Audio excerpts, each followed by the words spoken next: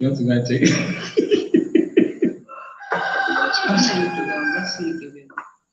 You can. So Uncle Philip, are we set? So you know we are juggling between two devices. So those of us who are tuning in from the YouTube live, we're about to start. We have two devices here. We're streaming to our YouTube channel here, and we are also streaming to the Facebook page on the other device here. So you'll be seeing a lot of switching of focus between here and there. But yeah, just enjoy the show. We're about to start here with my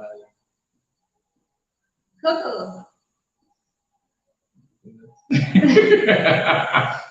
I'm here with Coco, my wife, Akom. Yeah, so this is our first live broadcast, and we are doing this with TK and the gang. Just as a background for those of us who don't know who or what TK and the gang are, TK is Tekena Ikoko. He's my boss, my mentor, and the CEO of Mode Africa, and the founder of the Single But Not Stupid Facebook group community. And today they are hosting us to share our friendship and relationship journey and experience. And I hear people have loads and loads of questions already gotten ready for us. So we're here today to see what those questions and to answer as best as we can. On my WhatsApp status, when I posted about this, I gave a disclaimer, and I want to also keep that here. We are not doing this session as expert relationship coaches or teachers or anything. No, our marriage is just 3 weeks old, exactly 3 weeks old today. We just want to share vulnerable stories and experiences of our friendship, how it's built up to where we are now, where I'm calling on my wife. And the challenges that we had from a very vulnerable point of view, so that we can see how to also be intentional about sexual purity, friendship, and some of these things. We are all learning, but we just want to share from my experience. I hope you enjoy this today. Uncle Philip, are we? Oh, we are live now. Okay. So we are live already on Facebook. We are live already on Facebook. Okay, that's good. Yeah, so good evening.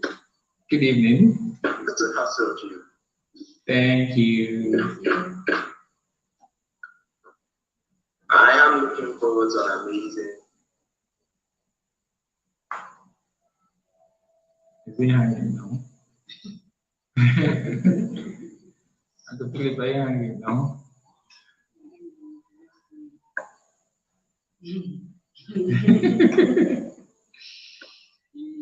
I'm setting up contingency plan. Okay, I will see, and I'm hoping this one the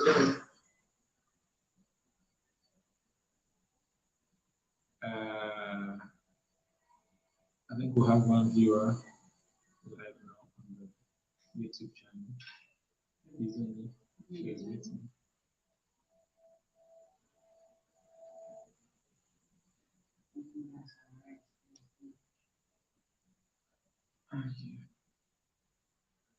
Uncle Philip, we can't hear you. Are you there, Uncle Philip?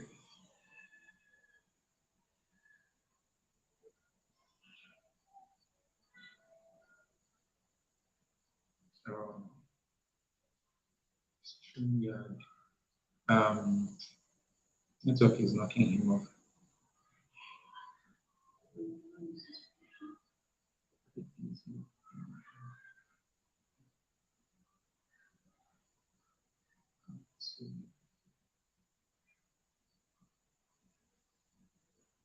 Are you there? Yes, I am. Yes, we are. Since network knocked you off a bit. Are you there, Uncle Philip? Okay, I think what I may also do is. All right. Good evening, everyone. Good to have you back. Can you hear me now? Yeah, I can hear you loud and clear. Harry, can you hear me? Yeah, we can hear you. Okay. Okay, I think the network is fluctuating, but we can go ahead. I think we have 6 people live already. Network Wala, yes, so whoever that is, kindly grant StreamYard the permission to just choose.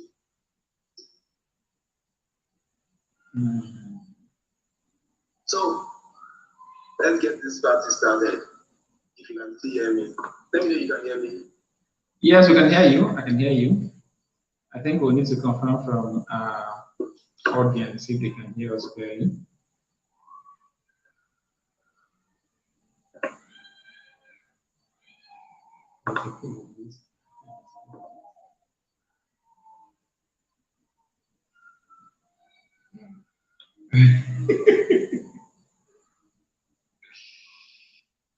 We can hear you, Uncle Philip. Welcome back.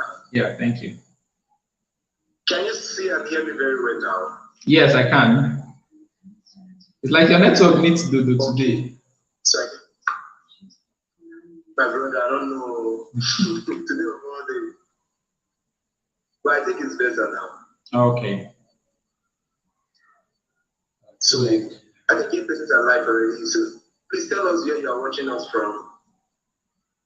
Where you are watching us from, and kindly grant StreamYard the permission to show us a name. So good evening. I don't know what I should address you guys by. Is it Coco and Shiman right now, or Mr. and Mrs.? Which one is more appropriate for you two? Coco and Shiman. No, no. That is so bad. Coco and Shiman Please work fix us while we are trying to fix the network. See why I will see you. The network challenge getting something else.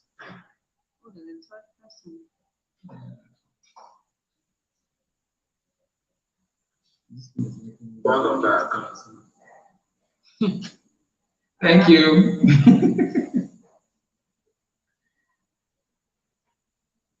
So, Coco and Shivan, good to meet you. Thank you. Your picture generated controversy in the Facebook group last week Saturday. Are you aware? Yes, we are. You saw We are. a lot. It's good to have you. Your picture generated controversy right in the Facebook group, and the questions. I don't know if I should jump into questions, but I just want us to meet you. So, who is Coco and who is Shima? Let's get the mix of you before we start address. I'm Coco. I'm Chiman. I'm Coco. My name is Covenant Obuna, but I'm fondly called Coco by friends and family. I think that's all. And by Okay. Shiman too.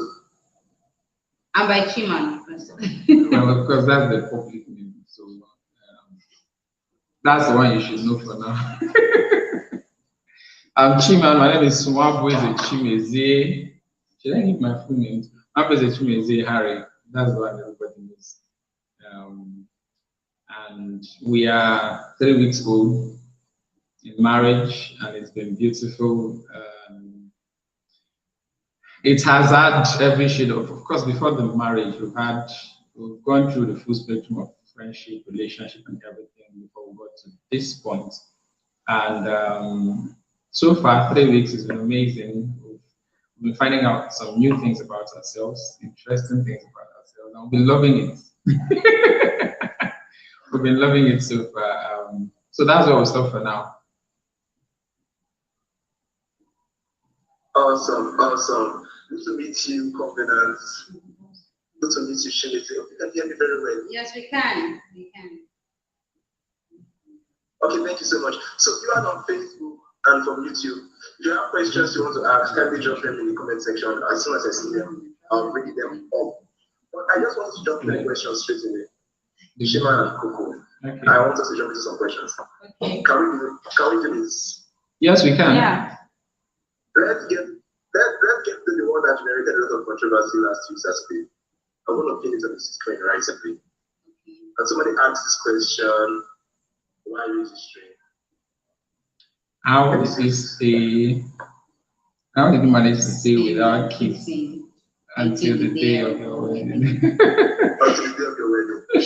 Okay, this is an interesting one. Okay, so first off, again, I'm going to give a disclaimer.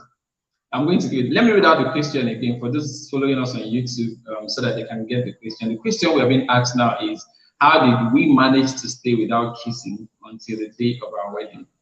Now, I say that's a very interesting one because this touches on a lot of things, and we've had this conversation with of us on the foundations of sexual purity and all. It was relatively, of course, it was relatively easy for the most part of it because we were not in the same country when we started the relationship, but we're not in the same continent. So there was no way we were going to kiss, right? But that doesn't mean that because of that, everything went away, because of course, we were people who were attracted to each other, not just on an intellectual and idealistic point of view, but I was attracted to her. She's a fine babe. You know, she's the full spec for me, right? She's the full spec over full, you know. So I was attracted to her physically on a lot of levels. So there was that pull and desire. But the thing was that from the beginning of our friendship leading to a relationship and all, we set boundaries, had family boundaries, and we were clear about our values around so many things.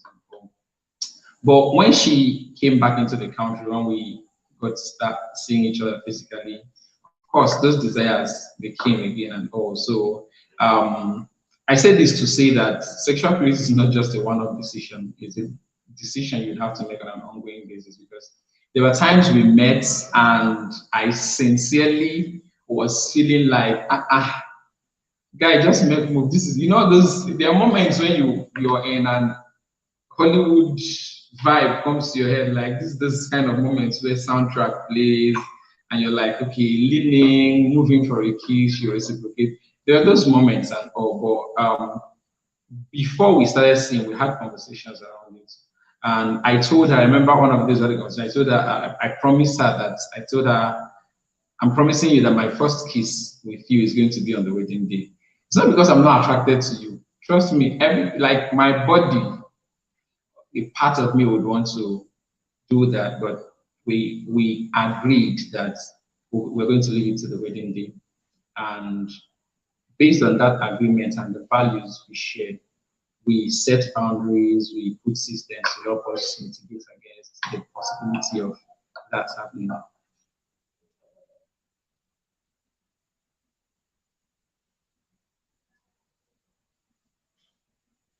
Seems to still listening. I think kind of delayed. Oh, this is really breaking. Sorry. Doesn't mean you didn't hear all I said.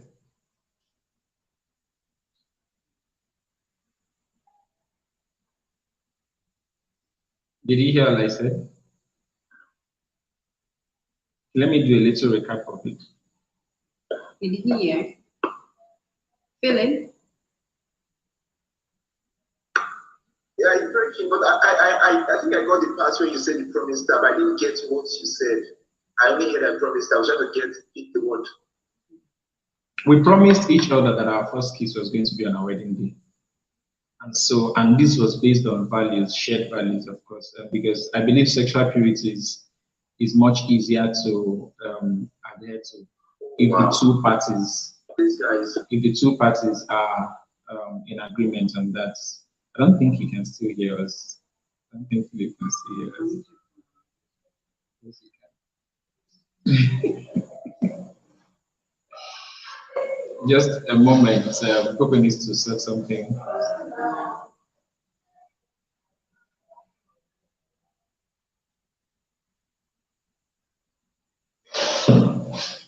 Just a moment, guys. Let's ask something. But can you still hear me, Uncle Philip?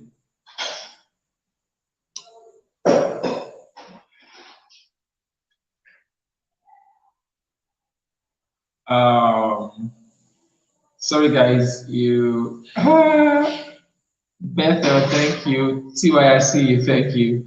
We're having a little challenge with the Facebook broadcasts. So just a moment. Give us a moment. Let that be started from the other end.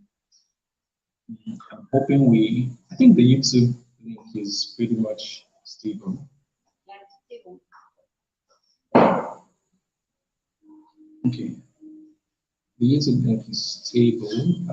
It's just I think the Facebook is stable from my end also. It's just from Philip's end. I don't know.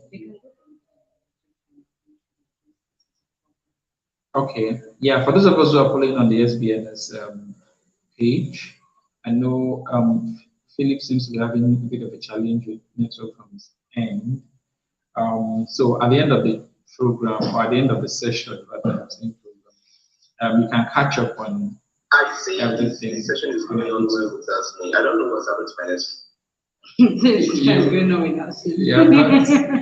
You have not paid your dues to us, that's why. You have not paid your dues to us. Okay, I see we have 4 persons live with us on YouTube. Thanks, guys. I know Suba is one of them. Thank you, guys. Thank you. Yeah, okay. I can hear us very clearly. Tomorrow, Victory, hi. Good to see your response. That makes it much easier. I think while we are waiting for Philip, I want to see if I can access some of the questions. I know I got the questions earlier, so while we wait for him, we'll attend to some of the other questions so that we'll maximize the time. Right, responses. Okay.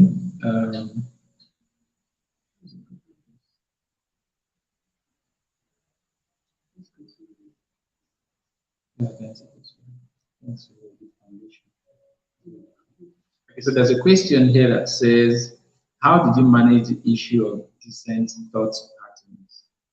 How did we manage the issue of dissent thought patterns? Okay, good evening, guys. Good evening, ladies. Good evening, everyone. It's Coco. I'm Coco. Okay, I'm going to be responding to this question, and I trust Holy Ghost to help us to understand it as best as we can. How did we manage the issue?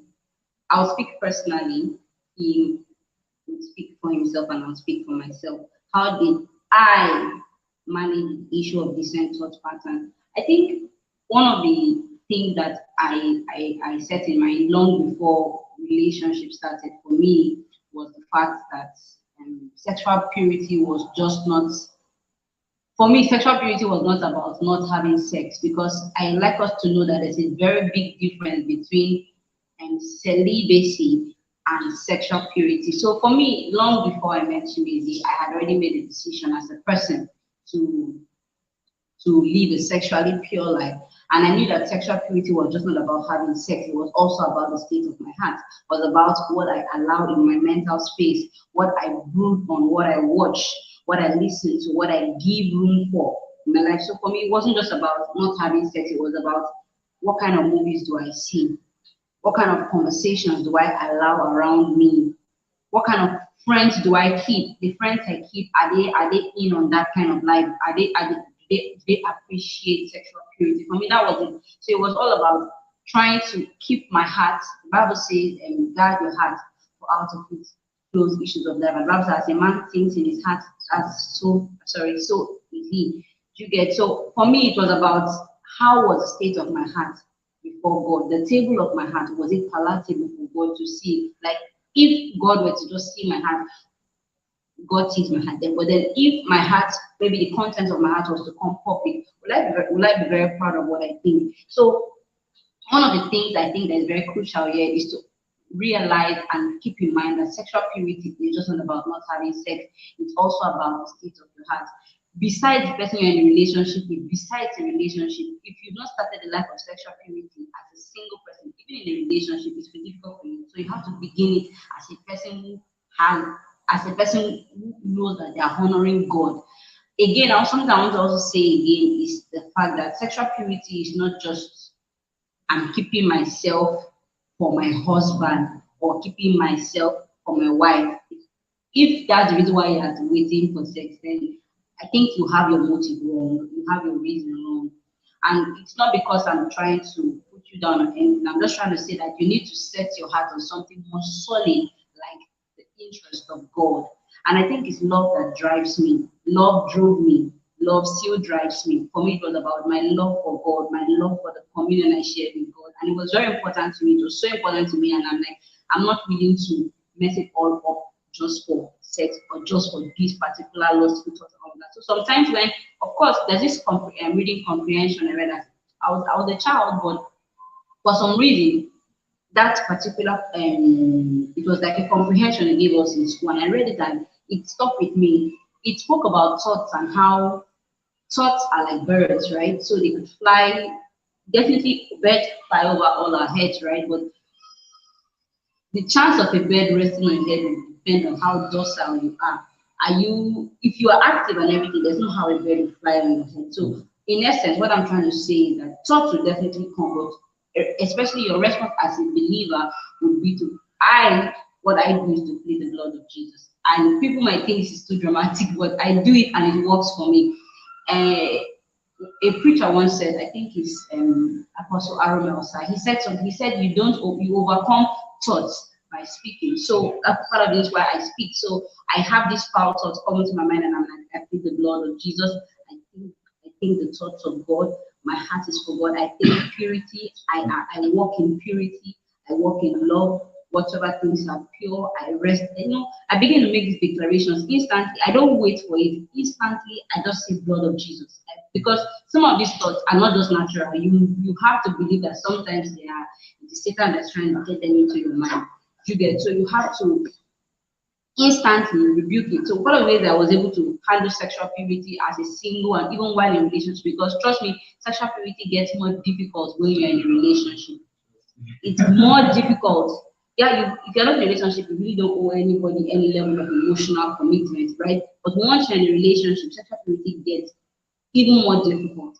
And because I already started a single life of continually guarding my heart, I'm not saying this again to brag or anything, but for me it was very important that I stayed with a pure heart. Because I knew that sexual purity was just not having sex. Okay, you're not having sex, so what? Well, you are consuming porn, you are having conversations with people that do not edify your spirit. It doesn't help you to keep a pure heart. So you're having conversations with people that provoke sexual thoughts in you. They don't help you at all. So for me, it was about knowing that sexual purity was primarily the state of my heart, more than it was the state of my body. Not that the state of my body is not important, but your heart, it's from your heart, from everything going on in your heart. That's how we see it in your expression. That's how we see it in the way you act, right? So it's not just about not having sex or being a virgin. No, it's about what is the state of your heart. Can a young man pass here without you undressing? Can a young lady pass without you undressing? Is it possible for you to love somebody and yet honor their bodies without that? Did you get all those kind of stuff? So for me, it started as a single person where I was so big on, I love God too much. I love the Lord so much. And for me, that love was what drove me. The Bible says the love of God constrains us. So for me, love constrained me. And in the love of God, I was able to love my partner enough to not allow those thoughts to thrive. So even when Satan sent them, of course, instantly I feel the blood and I begin my declarations. I might seem crazy or dramatic, but I do that. That's so not crazy. Thank you. Okay, so and adding to that and the idea of it being crazy, I remember I once told her something that she burst into laughter. I told her about once that I had a thought that was trying to fester in my mind, and I was in the toilet that day. And I just started casting and buying. I actually started laughing at myself at some point later. I'm like, waiting the cast, waiting the buying now. But again, again, it's like she said earlier, you overcome thoughts with words, you actively overcome them. But another angle I wanted to add, in addition to what she has said, which also helped me, is the fact that from the onset, we agreed to be honest, open, and vulnerable with each other. And that meant that if we were engaged in any sort of conversation or any sort of activity that, because we all had different levels of triggers, not just with sex, with sexuality, everywhere, right? So if we're having a conversation and maybe something I'm trying to say or explain that I think is a normal conversation, I'm trying to educate her on something, if it's going to be a trigger for her or vice versa, it's okay for her or for me to say, babe, hold on this, or guy, hold on this.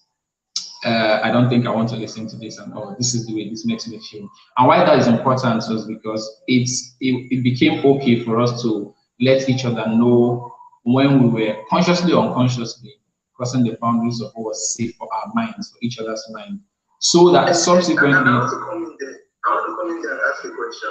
Okay. It seems, I don't know, but for some persons, especially for church guys like me, I feel some persons we are meeting as weakness to tell her that, okay, like one of those things, we were working together on something, and you said that there are times you are telling her, babe, I'm in my youth period. How comfortable are these conversations for you? I don't know how what it is to be that vulnerable and not feel judged. Okay, so here's the thing. A part of the answer I want to give now is going to go much deeper than just this question, but I think I need to do that so that we'll understand the context. When we started, what we started was in essence courting, not dating. Here's what I mean. When I asked her out, I didn't ask her out for us to start dating and see if we can, marriage can work. The definition was clear from the beginning. And this was after weeks and months of me fighting this, praying and trying to be sure.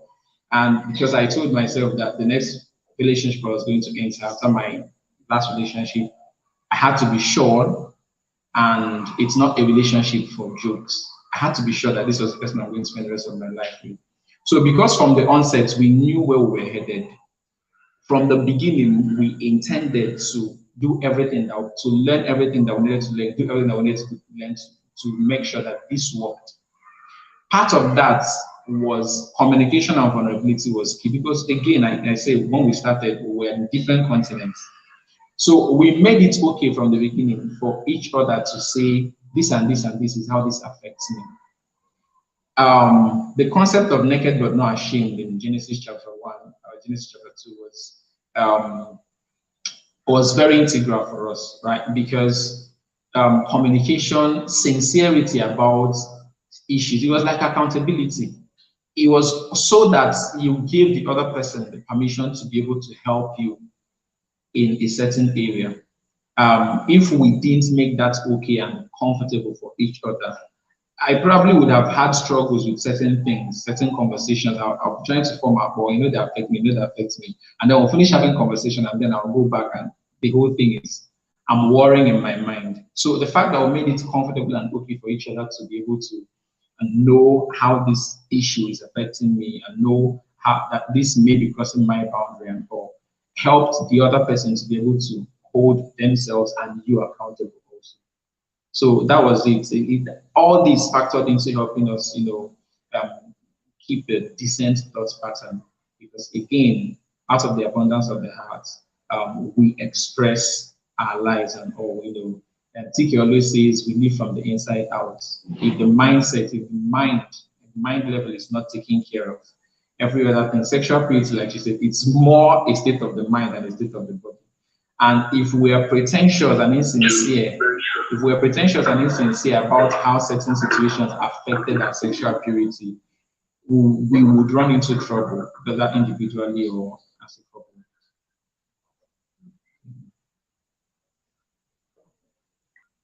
I don't know if that has answered the question enough. Yes. Okay, Philip, are you there? Yes. Yes. Philip? Yeah, I can hear you very well. Oh, okay, you can hear us.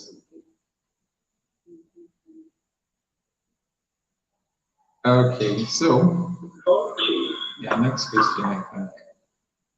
There is a question somebody asked, and I want to bring it on the screen. Can you hear me now? Yeah, we can hear you.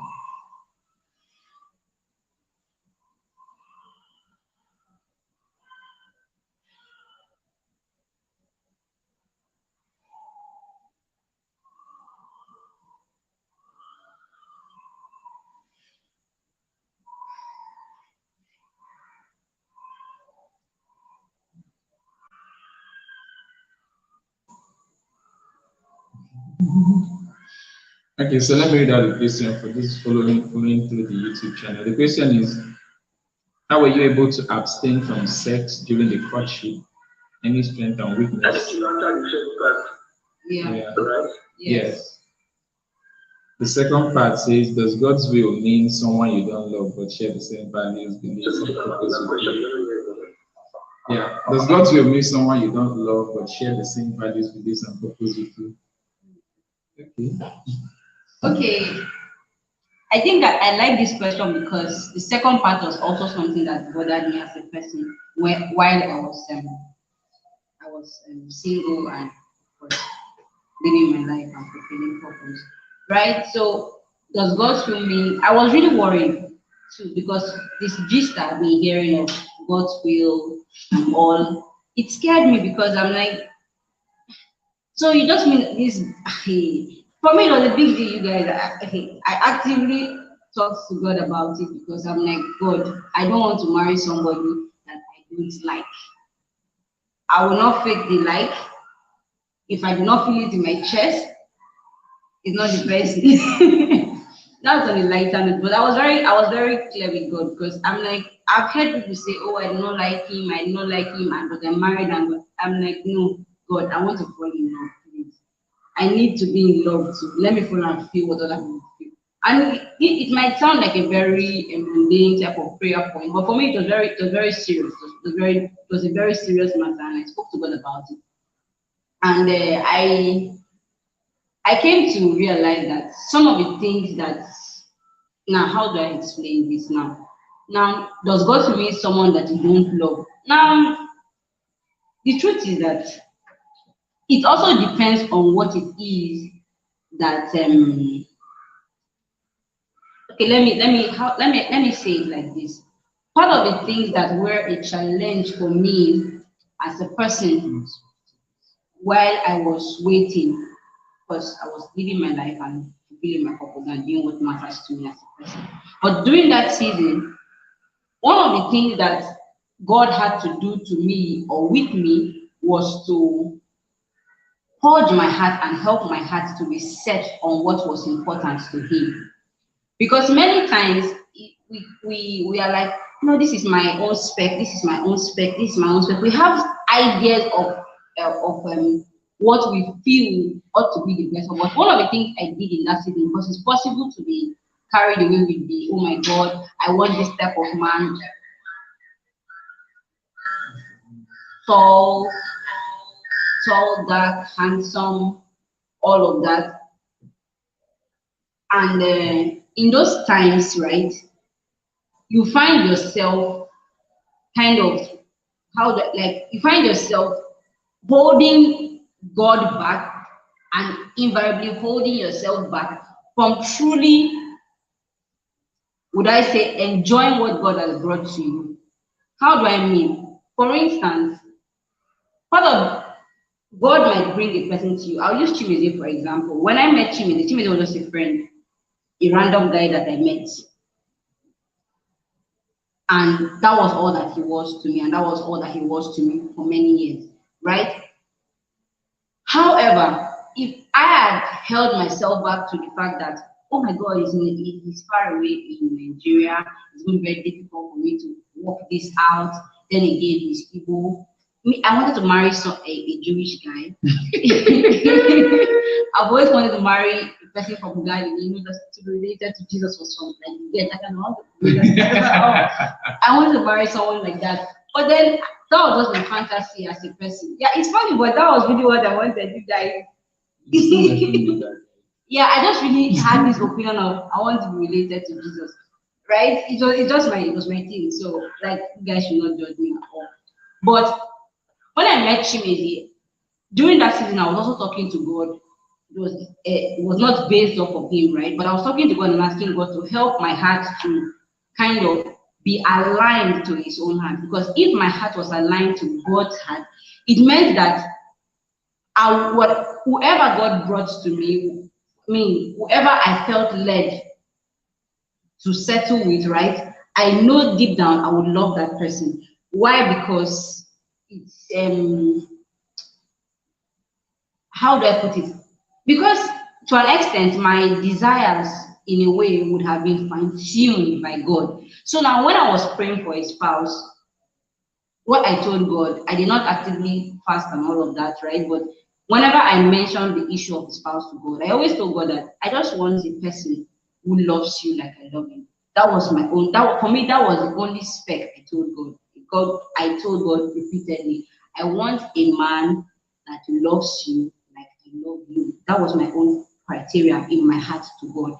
And I knew that a man that loves God would definitely love me.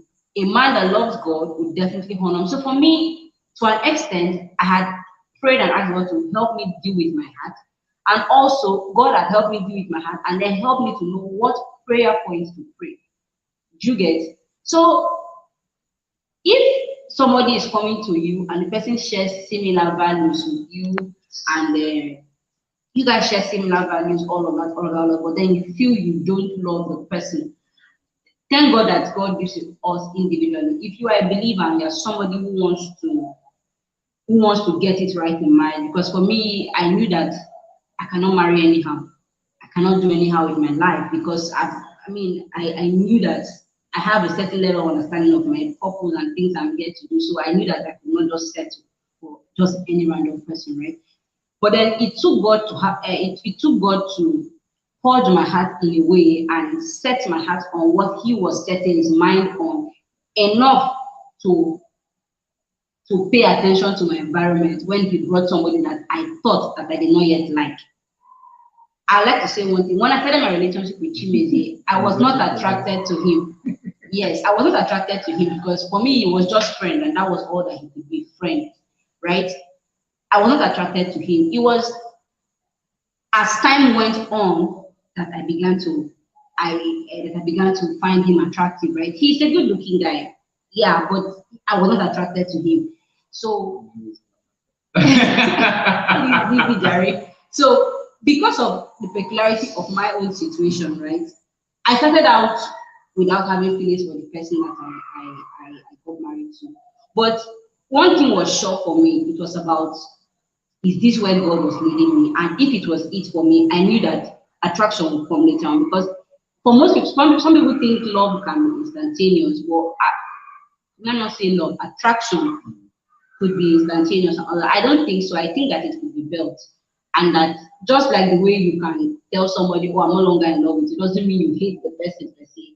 It's possible to build feelings and also lose them for somebody, right? It's possible to say you feel you have feelings for somebody today and tomorrow you don't feel for the person. So I knew that that feelings can be built over time, especially with a heart that is willing to.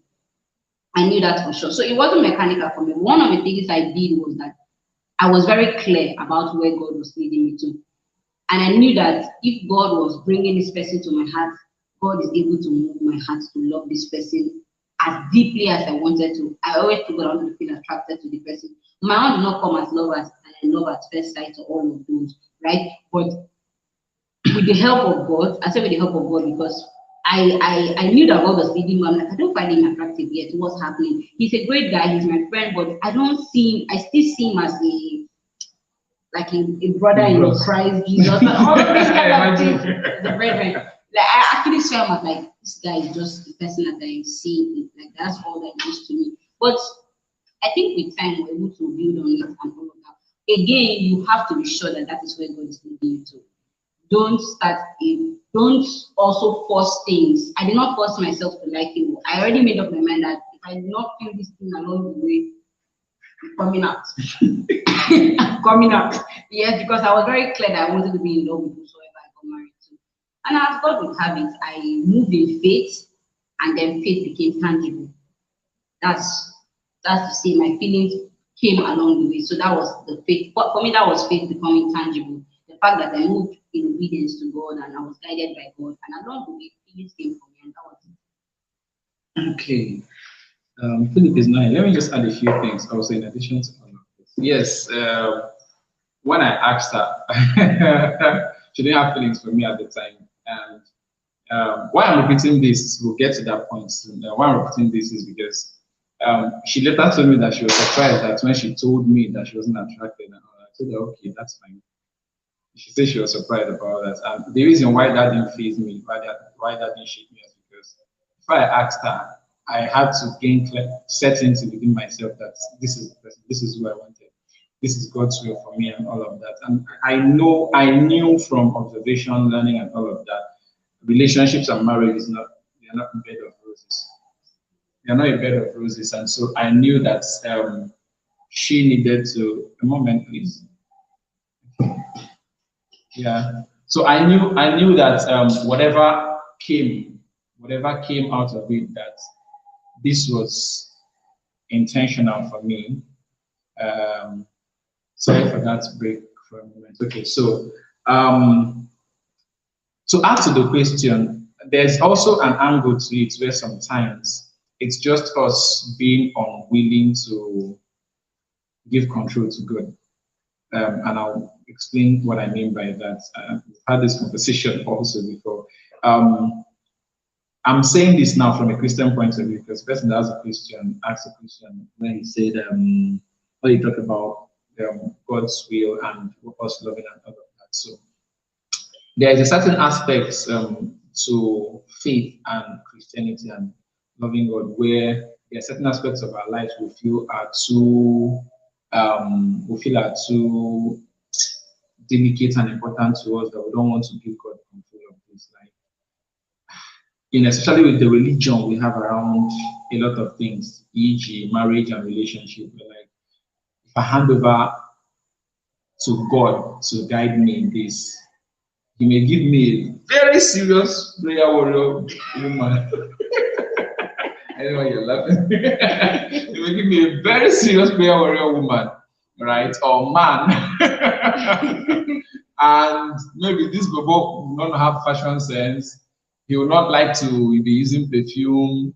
His shoe will be facing north and south and things like that. And sometimes we unconsciously undermine the ability of God to give us the best, right? I'm saying this because myself, this was not in a relationship aspect. As it had to do with what I wanted to do with my life, career, and all of that, I realized that at some point in my life that there are certain things, a part of me felt like it was best I found my way around this. Why believing God and having faith in God? I mean, I'm a Christian and all of that, but I didn't trust God enough to say where you lead me here or go and all that. That could be the case also in this.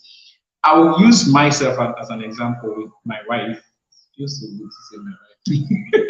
I'll use myself as an example with my wife because I wasn't so big on certain specificity with physical attributes and things like that, right? I don't have a complexion preference, for example. I've never been one to say, okay, I prefer fair to black and all of that. As long as they are fine. I'll always tell myself I'll marry a fine. I'll always tell myself I'll marry a fine woman, right? So I wasn't, a lot of specifics were not there for me.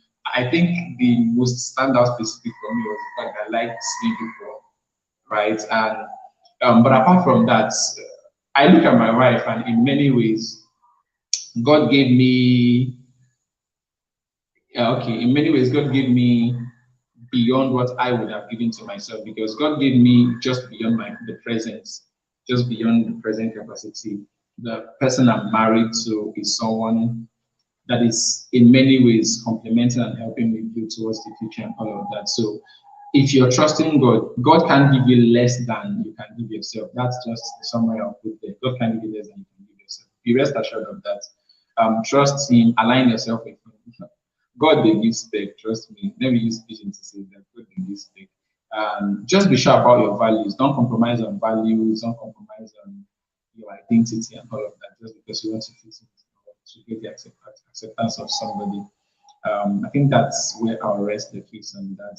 I'll read out Philip's next question or statement. I think he's having a challenge logging back on the SBNS Facebook page, so he's on YouTube here. He said, "We understand that you both are currently undergoing the SHIP program." Yes, we are. I think he didn't complete the question, but yes, we are. Maybe we'll just give a background of how that came about. Yeah. Okay, so let me start with that. we started with something that before we moved into shape. At the time, we had a very major misunderstanding, a very, very serious misunderstanding between the two of us. We're struggling with effectively dealing with or handling the situation by ourselves. So we then got Tekena involved. Okay, let me read out this fully. So we understand that you both are undergoing the SHIP program by Kankata Consulting. What is it about and how did it help during your love journey?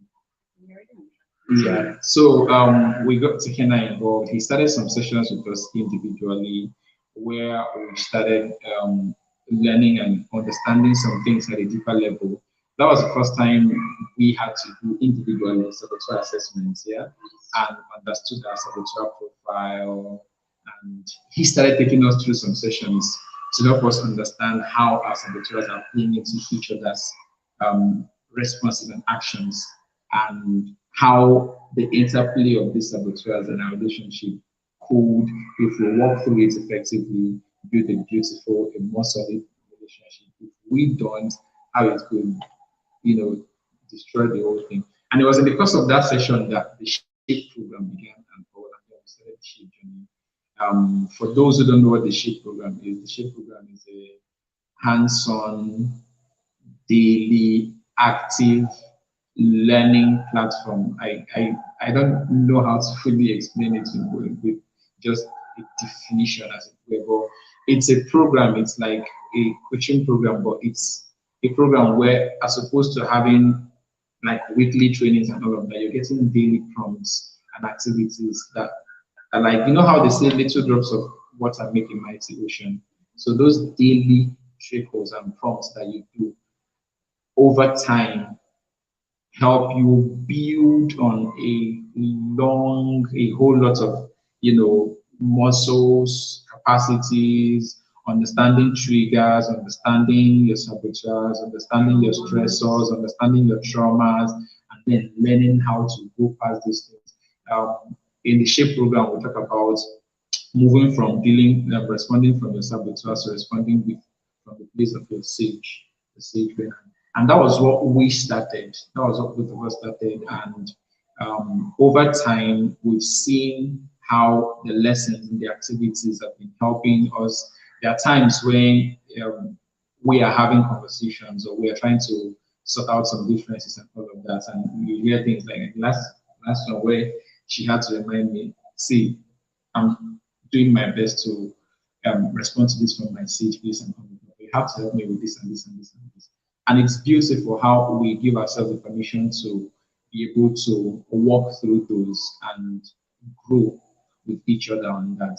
And that's what it's been for us. I think if I begin to talk about the activities and SHAPE as a whole and all it has done for us, it will take a whole lot of time. It will take a whole lot of time.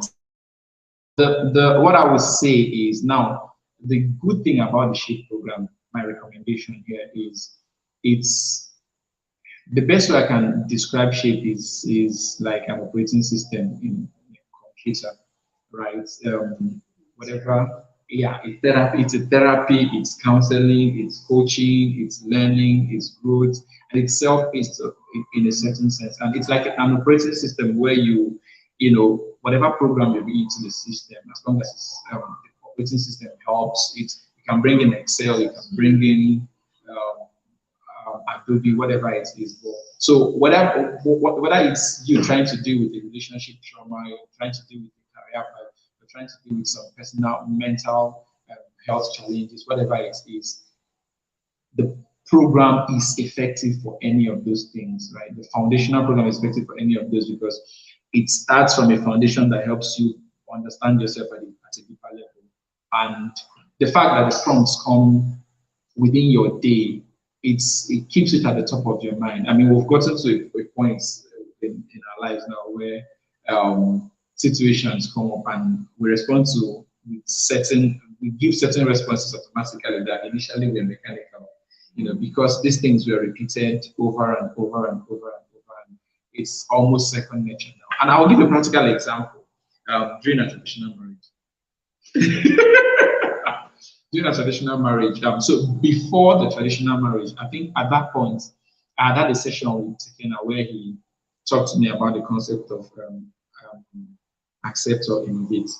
And the concept he talked about there was the fact that once you've done your best and everything and come to that situation, whatever event it is, you have to give yourself the permission to accept whatever happens. I've given my best and all. Anything that happens here that is outside my control, I have to be at peace with myself enough to say I've done my best. Let's accept what comes out and see how to innovate, the solution. So on the day of the traditional marriage, I had done my some meditation, some of those 3 minutes of breathing and all of that, primed myself, centered myself, and then when in the course of the final process and all of that, you remember the back and forth, it was moments where things got a bit back and forth and all. And in that moment, I at some point just sat, and this came just naturally. I told myself, see, this thing is going to come and pass. This traditional marriage, we don't do and finish today. And what I just did in that moment was just to close my eyes. In the midst of all, I just closed my eyes and just allowed myself to breathe for a few minutes. I was relaxed. And this was a big win for me because if that had happened like 2 months prior, I would have been all over the place. My head would have been, I would have been anxious, very highly anxious. But in that moment, I was calm, I was relaxed. I told myself, this is where accept and innovate comes in for me right now. And I told myself, whatever happens here, this will be resolved. And I think at that point, I had passed the mountain meditation part where I reminded myself, like a mountain, many seasons will come and go, the mountain will stand. So I told myself, these all events will come and go and I'll stand. And that helped me to center myself, enough to handle that situation. Yeah. You see, personally, I would recommend the SHAPE program for anybody who is big for personal development. If you're a person who wants to grow, wants to do better for yourself, wants to improve yourself, whether it's a relationship with yourself or a relationship with others, I think that you should do the SHAPE program. And for people in relationship, like, you should do the SHAPE program because if anything, that's really improved my interaction with you by a very large stretch. That's really improved our interaction. It has helped us to, in some way, allow our person. We are very distinct personalities, very, very distinct. We're very different people on different levels of things. But the SHAPE program has helped both of us to manage our differences in a way that helps us to fine-tune each other and bring out the best out of the union and the friendship, because we are married, yes, but we're friends. And then for us to properly interact with ourselves and be productive, the SHAPE program was very, very instrumental in that. I recommend it for parents. I recommend it for children. I'm talking of even children that we consider problematic. I'm telling you that they can become wonderful people afterwards. Because for me, there are some things I can't share now, but I'll just say that the SHAPE program has made me a very, very different person than I was the past, let's say, 3 months before. I started the SHAPE program in February. Yeah. Started in February. And I can tell you this one without even mixing words, that I have become a better person in our interaction. I see it even play with when we are trying to manage conflicts. There's a difference with how we manage conflict now, because you can see two people who have undergone some form of rehabilitation. A form of rehabilitation, because prior to the SHAPE program, you guys there would have been no Coco and Chima. There would have been no Coco and Chima, and the relationship was hanging on a thread, basically. But then the SHAPE program helped us realize what was the challenge and how to manage the conflict that would have torn us apart. Because you see, what we went through could have could have ended many other relationships, to be honest with you, because both of us were church Abasala. Church has closed to get. But the SHAPE program helped us to look inside, look inwards. It was not about trying to blame the other person, it was about looking inwards looking inwards and having to develop something very, very important, a growth mindset, a mindset that I can do better than I did yesterday. I can do tomorrow better than I'm doing today. And I have to be willing to do better for me to do better. And then you see, we individually, this was not as a couple. I met Tekena differently. I didn't even know he had gone to meet Tekena. So I reached out to Tekena, I paid for my session, and I began to interact with him, only to realize that he too also went. He copied me. You copied me. Anyways, I give you access. He copied me. Anyways, that is dedicated that he copied me. He copied Okay, me. But anyways, the truth is that it helped both of us. Even though we went individually, it was not about going for relationship counseling per se. It was about helping. Now I began to realize that some of my responses to things were based off of certain traumas I hadn't dealt with, certain experiences I hadn't worked on. And the SHIP program helped me realize, like, what? This is the reason why you act this way. This is why you act this way. This is why you will keep acting this way if you don't watch this saboteur. What are the things that cause you to act like this? What are your experiences? The SHIP program is hands-on. I call it therapy because it was a major therapy for me. It still is, where I have grown in certain areas, whether it's emotionally.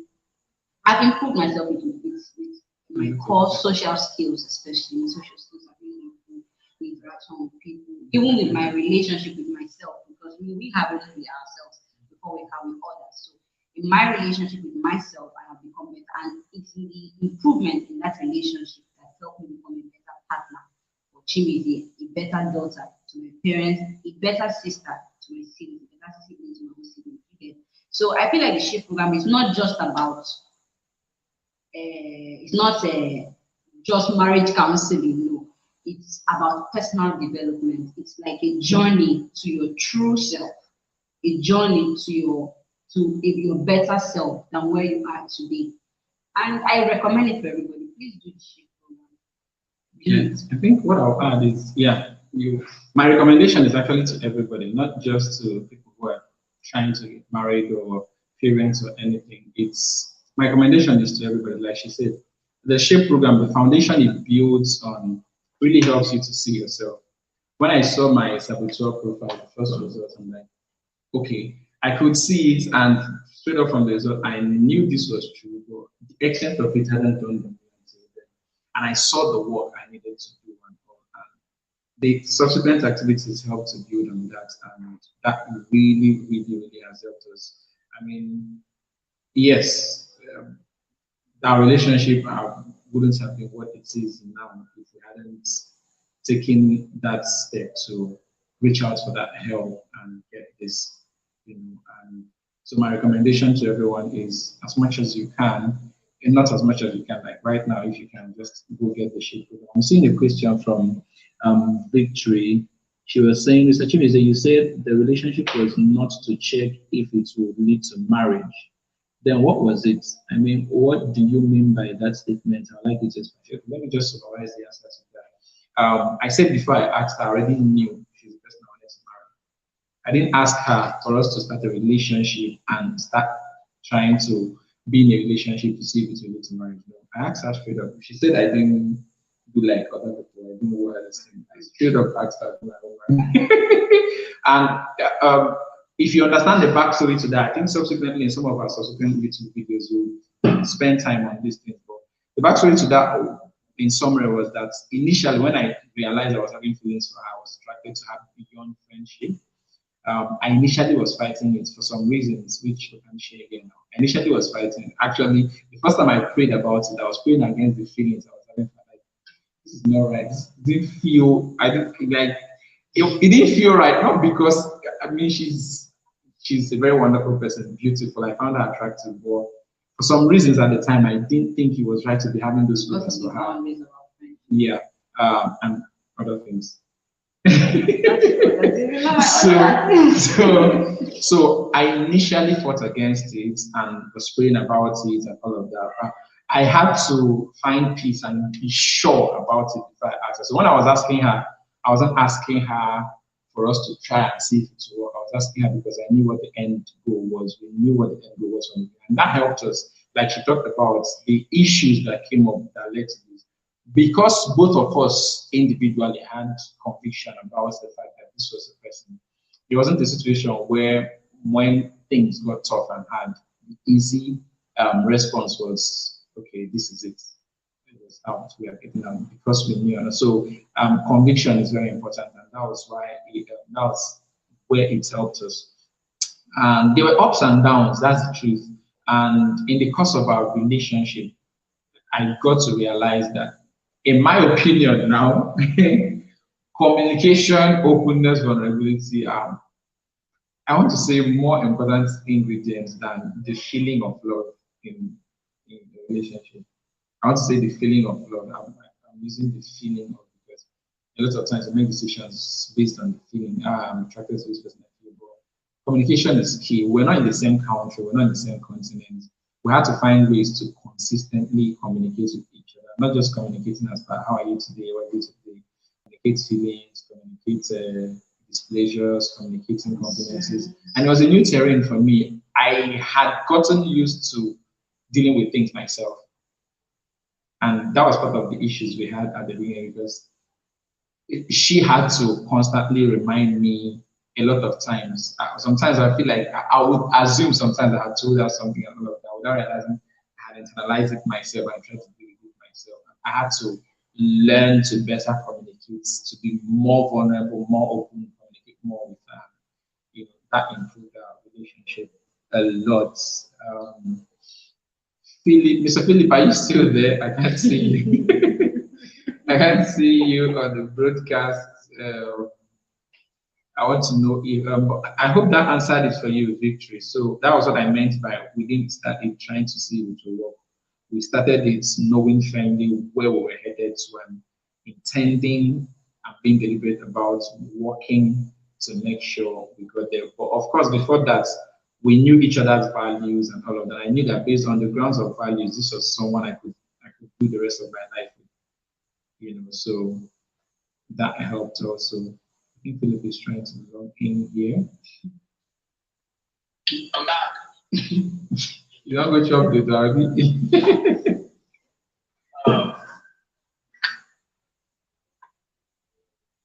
Can you hear us? Yeah, you can. He's listening again. I don't know what the daily network. I have to go on YouTube to enjoy this section. Okay. This guy is just packing. He's packing questions for you people. Victory. Are you seeing our questions? Yes. Okay, let me read it out. Auntie Coco, you said you went into your relationship without being attracted to Mr. Chimeze. Does it mean you can go into a relationship without initial attraction and probably hope to build it as time goes on? Like you go into a relationship by faith and not by sight? Well, again, I move with my personal conviction, and for me, I had mastered trusting God recklessly. That's what I would say. I mastered trusting God recklessly because I've had instances where I don't know for other people, right? But I would not say my style is the standard, to be honest. Don't guys, don't want chance. However, I knew what God had.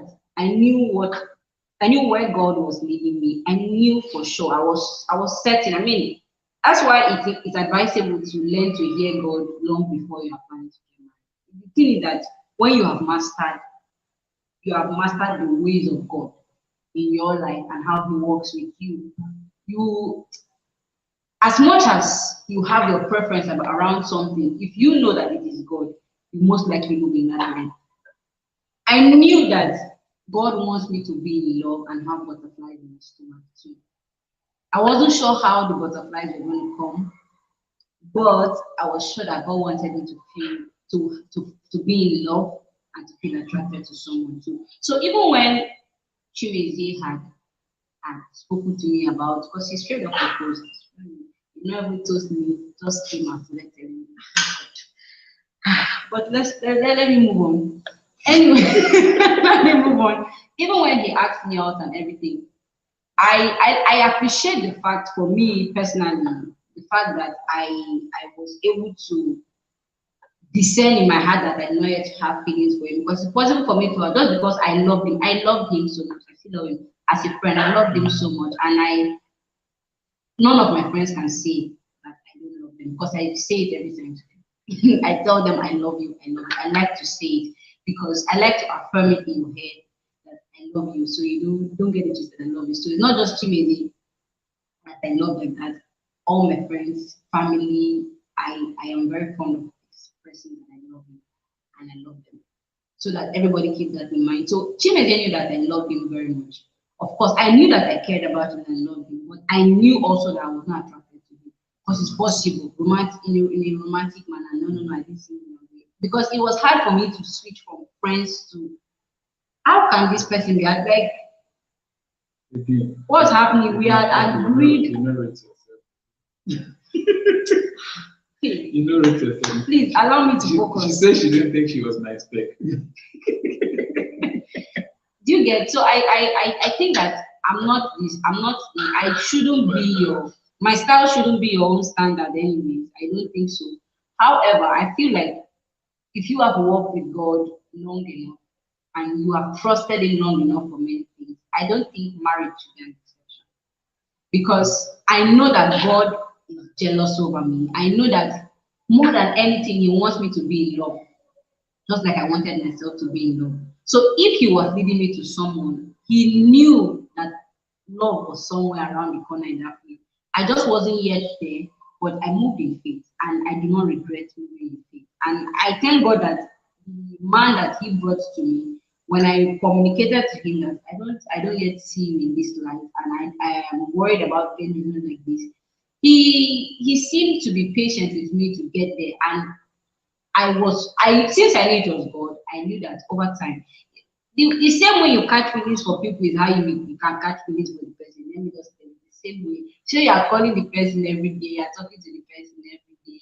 People are conversing about very personal stuff. Of course, definitely feelings may come. Anyway, that's what I thought. Again, it may not be a standard, but for me, in my experience with God, I will still be reckless like that again, because I have tested God in many situations. I have trusted him recklessly, just at his word. It was at his word. The Bible says, at the scent of water. Also, there's hope for a tree if it's cut down, and at the scent of water it will bud again. So every single time, once I am clear about what God is saying to me, I am reckless. I will move just because he said so. If he says move, I move. Not necessarily because I even see a road there yet, but I'll move. So I feel like in my experience of working with God, I learned that if God tells me to move, it means he has planned something so beautiful for me. It might not yet be very obvious, but it's very beautiful for me. That's why I move. I'm not advising you to do that, but I'm advising you to learn to trust God. That's what I'll say. Learn to trust God.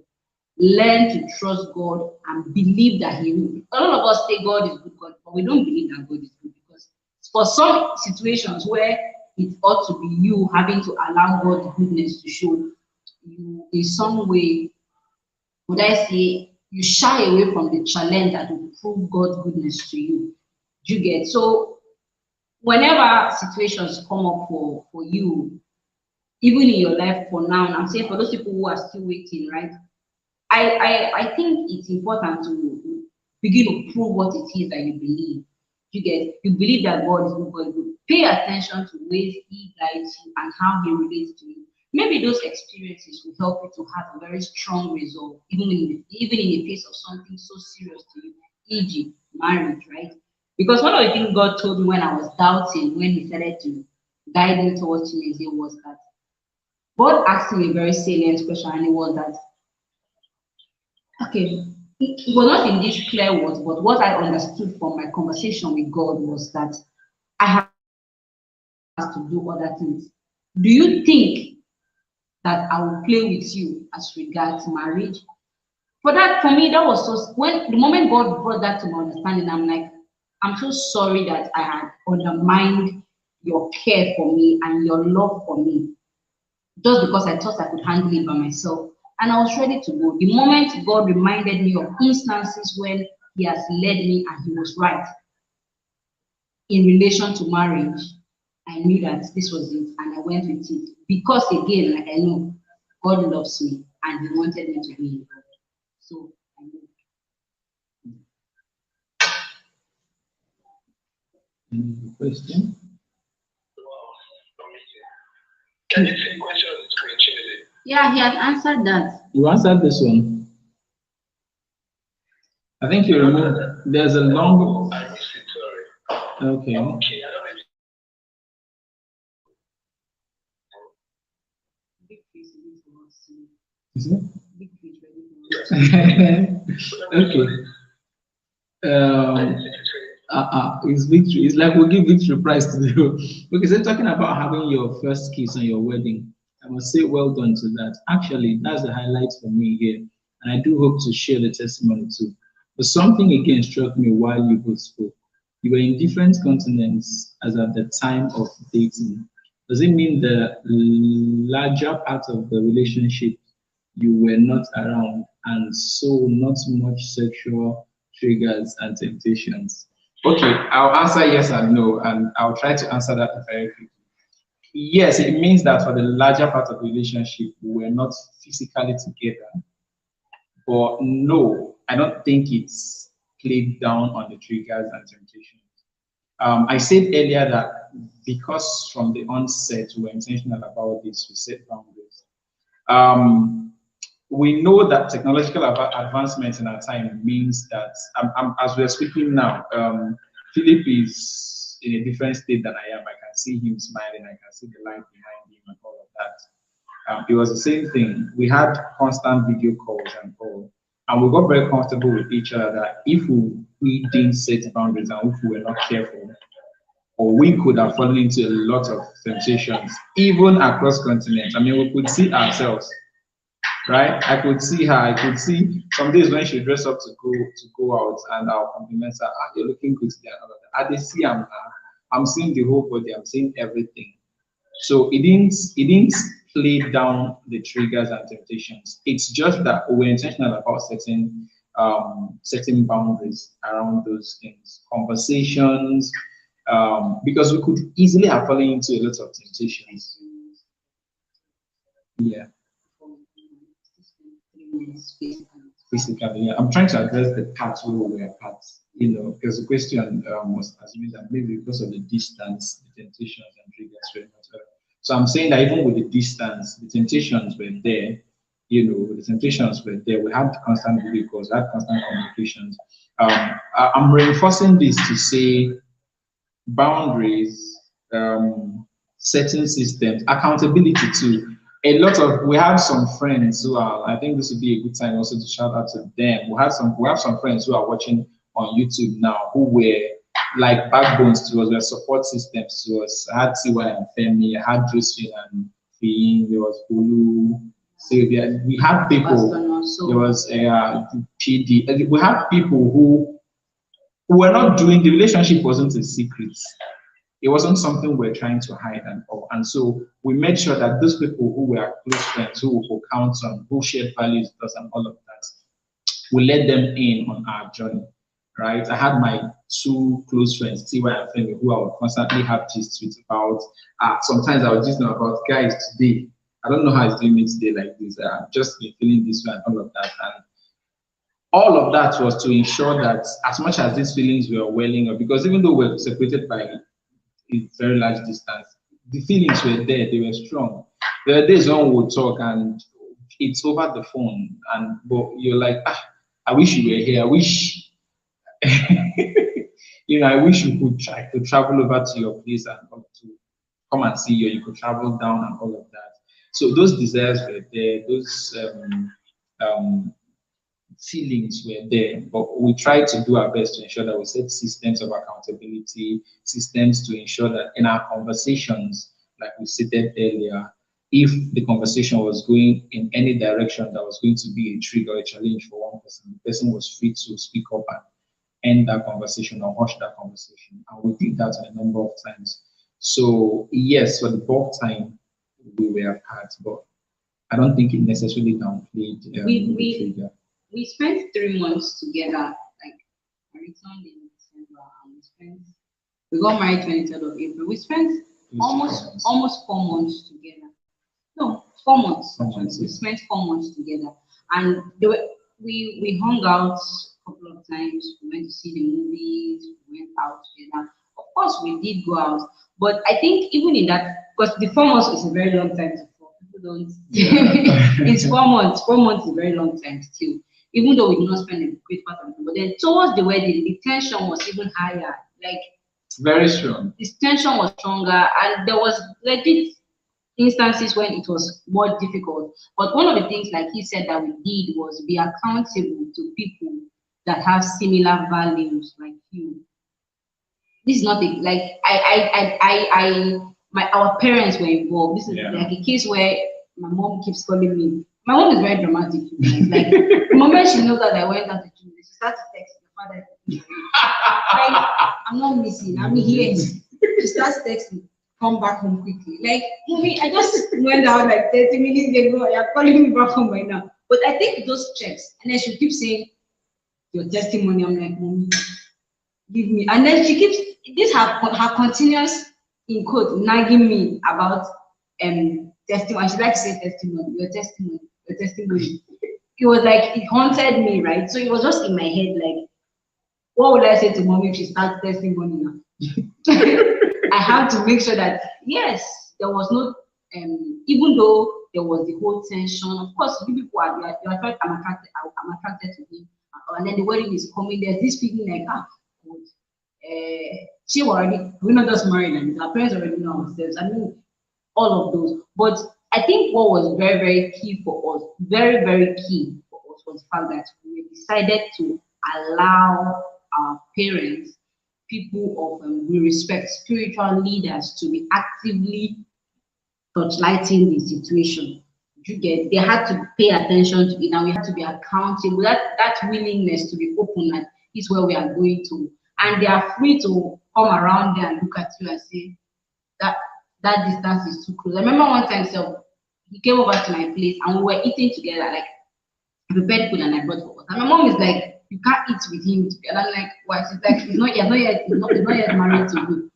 I was first confused, but then I appreciated the fact that it was on our neck. It did help us, to be honest. It helped us to do better, and it helped us to even be more conscious, because now we knew that a lot of people were looking at us. And that meant that the moment you move one leg, especially my mom, the monitoring mother, not the monitoring mother, she paid attention to us very well. And she kept very attentive. Very, very attentive. My mom is really attentive, and she did that for us. Our friends were also very active. His elder sister too was all be careful, all of those kind of things. So yes, even though we not spend a great part of the relationship together, the 4 months that we spent together were just as tense. Like, you guys, sexual tension is real. Like it was very yeah, so I have to tell you the truth. I have to say the truth to you. The tension was real, but I think the conviction was stronger. The pure was stronger than the sexual tension, because sometimes it looks as if we were overwhelmed, but the truth is that there was this, would I say, peace that we knew that I needed to just get this right because of I love the Lord. You get, the love of God in us was a constraint every time. It was just that constraint, and He wasn't doing sexual purity for Covenant. Covenant wasn't doing sexual purity for Him. Independent of Him, I was still doing sexual purity. You get, that's one of the things that we should pay attention to. It was for myself. I chose to be sexually pure for me, for my relationship with God. It had nothing to do with the future husband or Chimizi. It was never dependent on him. It was all about God, the love of God that is in my heart, how much I love God, how much God loves me, how much God will be disappointed if I did this. Again, I'm not trying to bring the and say, oh, she's bringing the law or any of that, but I just felt that it was very personal. He was on his own practicing sexual purity. I was on my own practicing sexual purity. We came together and continued practicing sexual purity. He wasn't choosing to wait for me. I wasn't choosing to wait for him. You get, so mostly about that. Yeah, and to wrap that up, when you talked about the fact that there was increased sexual tension, especially towards the weeks leading up to the wedding. I mean, it's that place in your mind that says it's almost here. Like it's almost like you can feel the in quotes promised land, that kind of a thing. But one thing that also helped us in those moments was again vulnerability and openness. In those times where maybe we hung out, we met and all of that, and then I'll come back and I'll be like, babe, earlier today, I was feeling this way and that way. I held myself in them. And then she'll ask me, was there something I did that you feel triggered it? Was there something I did or said and all of that? That we allowed ourselves those kind of conversations so that we could also x-ray those moments and see, okay, could it be that there's something I did or said that led to this, or could it be that there was something you did or said that led to that? So that way we can continuously and regularly help each other, ensure that we are not the source or the cause of temptation. So, yes, ma'am. Okay, Mr. Philip, are you still there?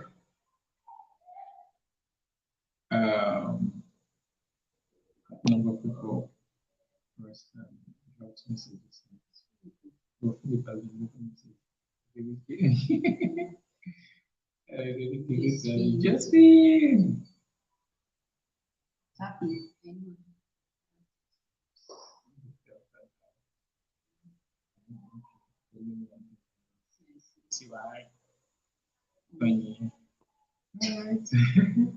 Thank you guys. Thank you guys. Thank you guys. Philip, are you still there? I think Philip Do we have any more questions? Oh, it's on the phone. No, I think we've answered all the questions. Philip, please drop the. Are we done? Okay. For those of us who are on Facebook, I think Philip is having technical challenges on Facebook, and so he's having to shuttle between Facebook and YouTube. This 9:25. Actually, I shared the time. See you for this. So I want to know. It's been an amazing session for us too. Thank you for having us. Thank you for having us. We'll be doing mouthpiece for Philip now since he's typing on YouTube. He said it's been an amazing session, and for us, it's also been an amazing session. This is the first time we're having to share some of our journey. Yeah, and we intend to share more in-depth aspects of our friendship, love, and subsequent marriage on our YouTube channel.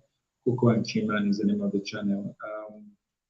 There are a lot of things we are going to be sharing, things bordering on not just sexual purity, things bordering on friendship, values, spirituality, personal development, and lots of things. And again, we are not sharing this as professionals or experts. The approach we intend to use is to share things we are learning, some challenges we had, sometimes even some mistakes we made, with the hope. I was on YouTube. Okay, welcome back. See as your voice is clear now as session is finishing. I'm on the YouTube chat. I didn't know you were not seeing my messages on YouTube. We're seeing it. We're seeing it now. We're seeing it. It's just the Facebook and people on Facebook. I don't think. They're not YouTube. To see. Okay, over to you, sir. Philip? Okay, thank you so much, Ikoko and Shima. Thank you for being vulnerable with us. Thank you for sharing. Big Show, come and be under your mentorship.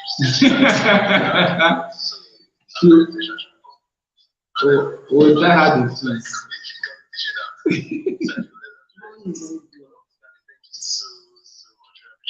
Thank you so much. Thank you, everyone. Appreciate your wisdom and your knowledge. Thank you so much. Just that network was not very friendly with me, but I had to enjoy this all to learn. So thank you, Ikoko. Thank you, Shima. We'll do this another time. All right. Thank you. Thank you, everyone. Thank you for having us. Bye-bye.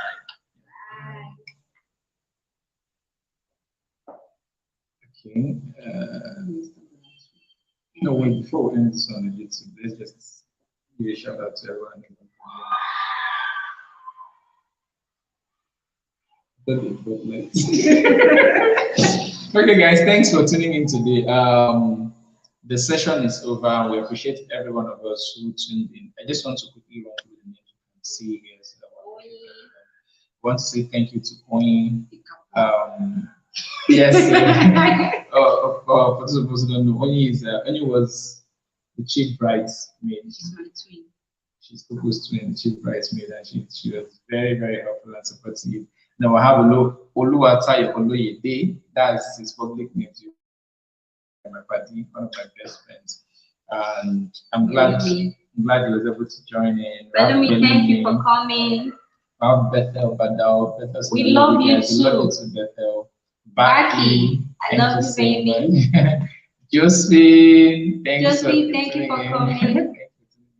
We'll have a good day, my guy. Silva, Dr. Silva, hello, thank you so much. Thank you for tuning in, and of course, Mr. Philip, thank you everyone for tuning in. Life with T, thank you so much. Ooh, are you serious? Don't be scared. Uncle Toms, thanks so much for tuning in. Thanks so much, everyone. We'll be ending this session now. If you're not subscribed yet, please do subscribe. Share with your friends also. I believe that the few things we talked about today, a lot of people can learn from it and benefit from it. People who are about to get married, and we'll be sharing more on our channel in the coming weeks and months. We implore you to join us on the journey. Thank you for spending this 1 hour 26 minutes with us. We'll see you another time. Take care. Bye.